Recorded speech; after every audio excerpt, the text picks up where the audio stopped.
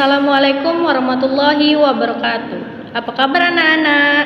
Baiklah, bertemu lagi dengan Ibu Bella Humairah dalam mata pelajaran Akidah Akhlak. Kali ini kita akan membahas materi tentang adab mandi dan berpakaian.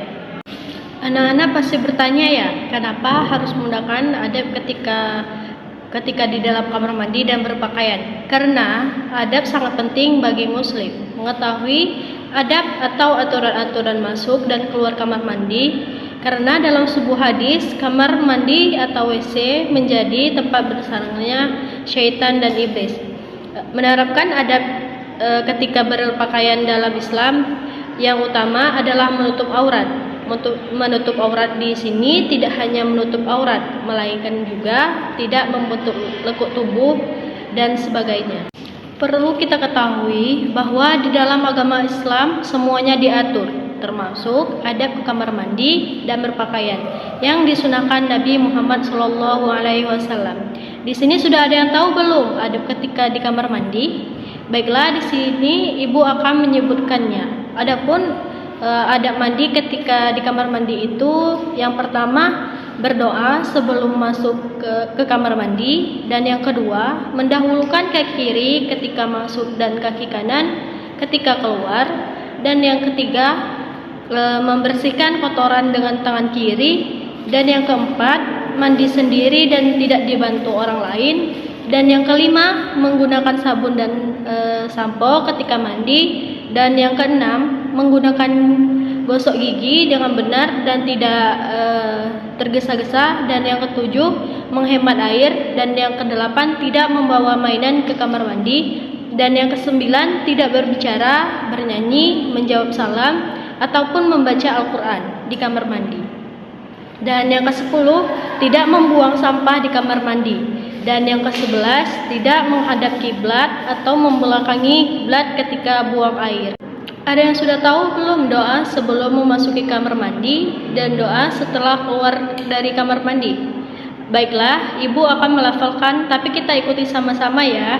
Doa memasuki kamar mandi, Bismillahirrahmanirrahim. Allahumma inni a'udzubika minal khubusi wal khaba'its. Artinya, sungguhnya hanya aku memohon perlindungan kepadamu dari godaan setan laki-laki dan setan perempuan. Dan doa setelah keluar kamar mandi, Bismillahirrahmanirrahim. Alhamdulillahillazi azhaba annil adza wa afa anni. Artinya, dengan mengharap ampunmu, segala puji Allah yang telah menghilangkan kotoran dari badanku dan telah menyejahterakanku. Dan selanjutnya ada memakai pakaian. Siapa yang di sini kalau memakai pakaian tidak menggunakan aturan adab? Ternyata ada memakai pakaian itu ada loh. Ada pakai itu yang pertama hendaknya diawali dengan berdoa terlebih dahulu. Yang kedua, memakai pakaian yang bersih dan rapi. Dan yang ketiga, memakai pakaian yang sesuai dengan ukuran tubuh. Dan yang keempat, laki-laki tidak memakai berbahan sutra. Dan yang kelima, mendahulukan anggota sebelah kanan. Dan yang keenam, laki-laki memakai pakaian laki-laki dan sebaliknya perempuan memakai pakaian perempuan. Islam juga mengatur adab melepas pakaian loh anak-anak. Yang pertama diawali dengan membaca doa, dan yang kedua mendahulukan anggota badan sebelah kiri, dan yang ketiga meletakkan baju ganti di tempatnya, dan yang keempat meletakkan pakaian kotoran pada tempatnya.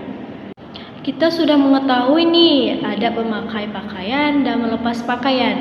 Selanjutnya, Ibu mau tanya nih, kalian sudah tahu belum doa memakai pakaian dan doa melepaskan pakaian tersebut?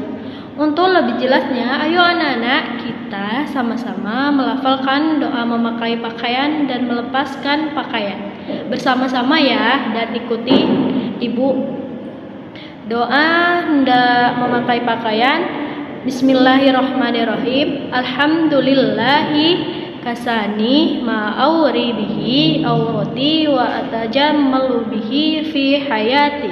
Artinya, segala puji bagi Allah yang memberikan pakaian kepadaku dengan aku tutup auratku, dengan menjadikan tempat indah di dalam keseharianku, Dan doa hendak melepaskan pakaian, Bismillahirrahmanirrahim.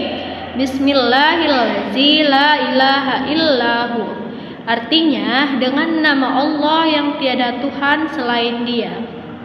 Dan adapun hikmah adab mandi dan berpakaian, yang pertama badan menjadi bersih dan segar, dan yang kedua mendapat tidur dengan nyenyak, dan yang ketiga terhindar dari kuman dan penyakit, dan yang keempat penampilan menjadi indah dan menarik, dan yang kelima disayangi dan mendapatkan pahala dari Allah.